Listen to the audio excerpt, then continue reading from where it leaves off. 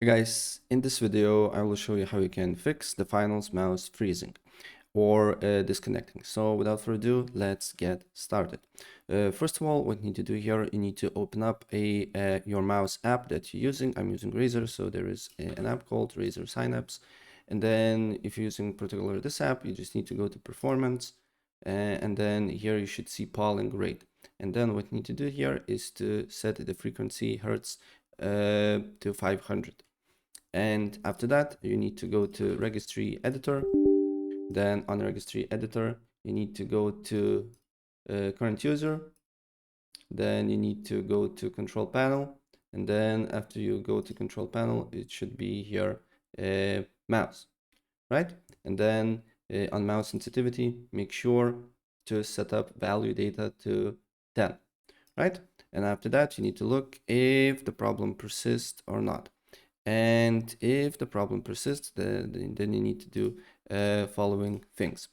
So the first one is you need to open up Steam. Then you need to go to the finals, right click on it, go to properties, and then on the properties tab here, on launch option, you need to write DX11. And after that, close the thing here, update your game, and then launch a game. And then you need to look if the problem persists or not. And if the problem persists, then you need to go back on the launch options here, properties, and then you need to write minus sign D3D11. And after you put this thing here, then you need to again launch the game, and you need to look if the problem persists or not.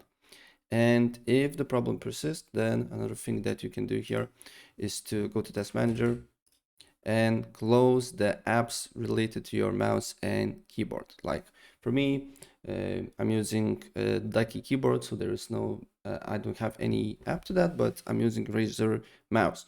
And as you can see here, there is plenty of Razer apps that is on my background of my computer.